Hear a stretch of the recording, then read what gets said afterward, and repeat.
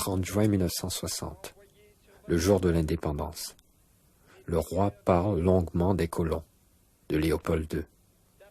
Il demande de penser à ces pionniers de l'émancipation africaine. Il demande surtout de ne rien changer, si on n'est pas sûr de faire mieux. L'indépendance du Congo constitue l'aboutissement de l'œuvre conçue par le génie du roi Léopold II, entreprise par lui avec un courage tenace et continuée avec persévérance par la Belgique. Elle marque une heure décisive dans les destinées, non seulement du Congo lui-même, mais je n'hésite pas à l'affirmer, de l'Afrique tout entière.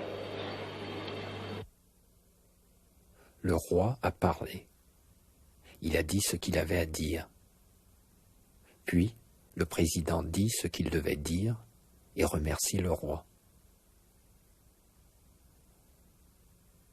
De l'autre côté de la tribune, quelqu'un fignole un discours non prévu au protocole. Il va dire ce qu'il ne faut pas dire. Combattants de l'indépendance, aujourd'hui victorieux, je vous salue au nom du gouvernement congolais. À vous tous, mes amis, qui avez lutté sans relâche à nos côtés, je vous demande de faire de ce 30 juillet 1960 une date illustre que vous garderez ineffaçablement gravée dans vos cœurs, une date dont vous enseignerez avec fierté la signification à vos enfants, pour que ceux-ci, à leur tour, fassent connaître à leurs fils et à leurs petits-fils l'histoire glorieuse de notre lutte pour la liberté.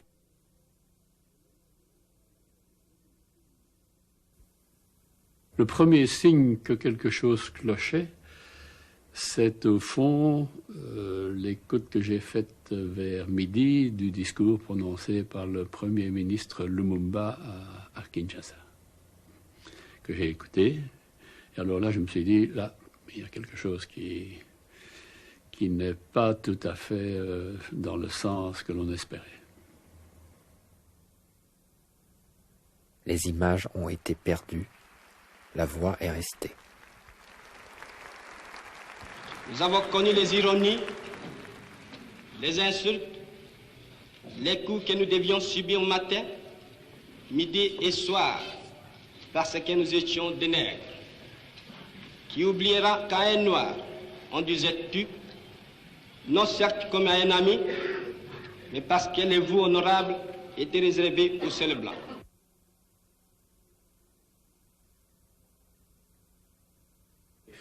Alors, je crois que je peux même affirmer que le roi était d'assez mauvaise humeur après le discours et qu'il a voulu quitter immédiatement et rentrer en Belgique et que, bon, c'est se rendant à la raison d'État qu'il est resté et qu'il a assisté au repas qui était prévu et où Lumumba d'ailleurs a fait un discours beaucoup plus aimable à l'égard de la Belgique, mais je crois que le mal était fait.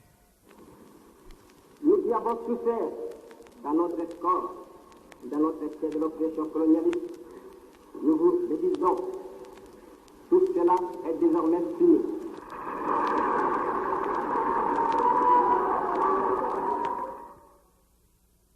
Pour moi, c'est un super excité qui n'est pas capable de faire une échelle de valeur entre ce qui est important, ce qui est moins, et ce qui n'est pas du tout.